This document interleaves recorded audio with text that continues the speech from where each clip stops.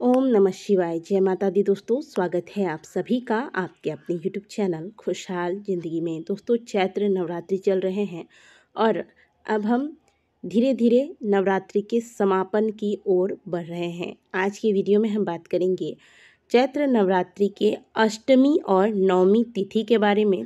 अष्टमी और नवमी तिथि किस दिन पर रही है, हवन किस दिन किया जाएगा तथा कन्या पूजन किस दिन करना है, व्रत का पारण किस दिन और किस प्रकार से करना है।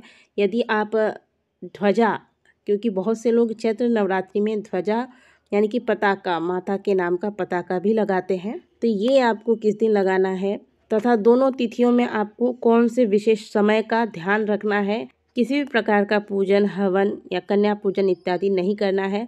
अर्थात चैत्र नवरात्रि के अष्टमी और नवमी तिथि से संबंधित संपूर्ण जानकारी आज के वीडियो में हम आपको देने वाले हैं। वीडियो को अंत तक जरूर देखिएगा और वीडियो आरंभ करने से पहले आप सभी से रिक्वेस्ट है कि वीडियो को लाइक जरूर करें। आपका एक लाइक ही हमारे मेहनत का फल होता है। दोस्तों, शारदीय नवरात्रि हो या चैत्र नवरात्रि, इन दोनों नवरात्रि में माता के सात्विक भक्त घर में कलश स्थापना करते हैं। माता की इन 9 दिनों में अलग अलग स्वरूपों में पूजन करते हैं। अलग अलग प्रकार के पुष्प, अलग अलग मंत्रों से माता की पूजा अलग अलग भोगों द्वारा की जाती है। साथ ही माता की दुर्गा सप्तशती का पाठ किया जाता है।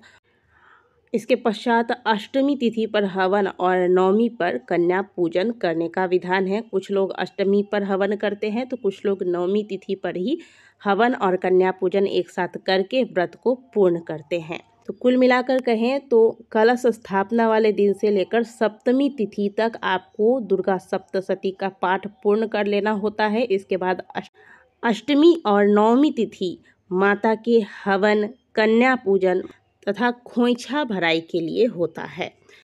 पहले बात करते हैं चैत्र नवरात्रि के अष्टमी तिथि के बारे में। चैत्र नवरात्रि की अष्टमी तिथि पंचांग के अनुसार आरंभ हो रहा है 15 अप्रैल को दोपहर 12:11 पर। इसका समापन 16 अप्रैल को दोपहर 1:23 पर होगा। क्योंकि 15 अप्रैल को 12:11 पर अष्टमी तिथि आरंभ होगा, इस दिन हमें उदया तिथि नहीं प्राप्त हो रही है। भले ही दिन भर, रात भर अष्टमी तिथि होगी, लेकिन यह तिथि मान्य नहीं होगी क्योंकि यह उदया तिथि में प्राप्त नहीं हो रही है।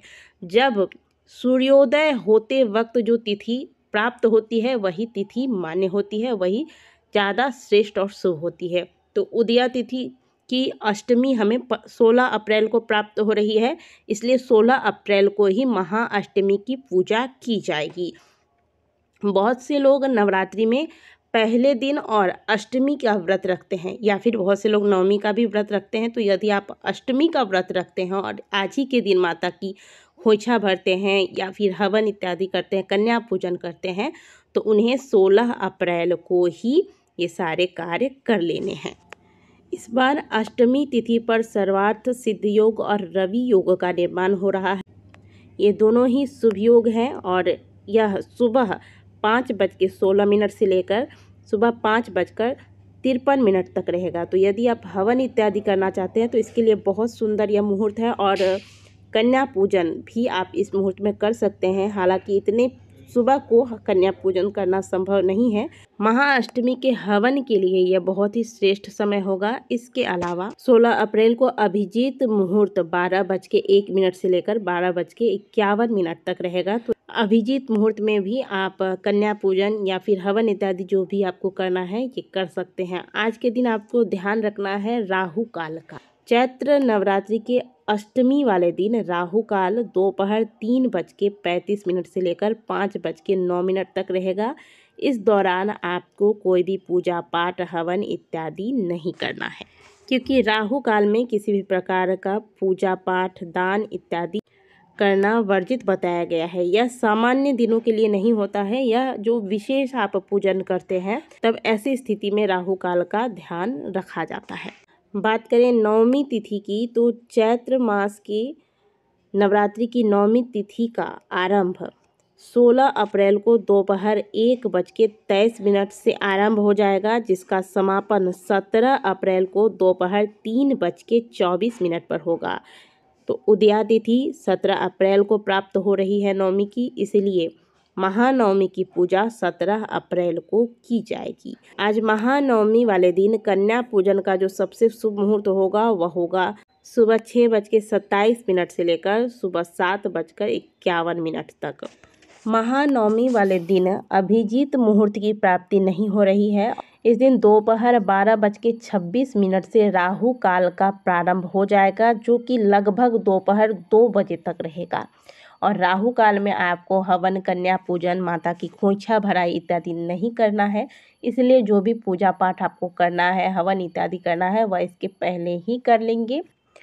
और 17 अप्रैल को दोपहर 3:14 पर दशमी तिथि का प्रारंभ हो जाएगा। तो संभव हो तो दशमी तिथि आरंभ होने से पहले ही नवमी की जो भी पूजा विधि आपके यहाँ की जाती है वो सभी कर लें। और जो लोग नवरात्रि पर माता के नाम का ध्वजा लगाना चाहते हैं, मंदिर में लगाना चाहते हैं या अपने घर पे लगाना चाहते हैं, वह अष्टमी या नवमी दोनों में से किसी भी दिन यह कार्य कर सकते हैं। कन्या पूजन के लिए भी अपने अपने परिवार के अनुसार कुछ घरों में अष्टमी के दिन कन्या पूजन किया जाता है, तो कुछ घरों में नवमी के दिन कन्या पूजन या खोइछा भराई किया जाता है। तो आपके यहाँ सालों से जो प्रथा चली आ रही है उसी विधि से आपको करना चाहिए, अलग से नया करके कुछ भी नहीं करना है। बात करें व्रत के पारण की, तो नवरात्रि के व्रत का पारण 2 तरीके से होता है। कुछ लोग नवमी में कन्या पूजन करने के पश्चात ही व्रत को खोल लेते हैं, व्रत का पारण कर लेते हैं। तो कुछ लोग, जो लोग नवरात्रि के 9 दिनों के व्रत का संकल्प लेते हैं, तो वो नवमी तिथि समाप्त होने के बाद दशमी तिथि लगने के पश्चात ही व्रत का पारण करते हैं। अर्थात नवमी में कन्या पूजन वगैरह कर लिए, तो कुछ लोग नवमी में कन्या पूजन करने के पश्चात प्रसाद लेकर व्रत का पारण कर लेते हैं। लेकिन कुछ लोग कन्या पूजन के बाद अगले दिन प्रातःकाल दशमी तिथि के अंतर्गत व्रत का पारण करते हैं। तो यदि आपने 9 दिनों के व्रत का संकल्प लिया है तो आपको व्रत का पारण 18 अप्रैल को करना है। इस दिन प्रातःकाल जल्दी उठें, उठ के स्नान वगैरह करके माता की सुंदर तरीके से पूजा करके माता की आरती कर लें, कलश हिला दें, जवारे ले लें, कलश का जल पूरे घर में छिड़क दें। इसके बाद जो भी पूजा की सामग्री वगैरह है इसका विसर्जन कर लें। इसके बाद आप या फिर उठाकर आप रख दें, शाम के समय भी जाकर आप विसर्जन कर सकते हैं। तो कलश हिलाकर कलश का जल लेकर चारों तरफ छिड़क दें घर में।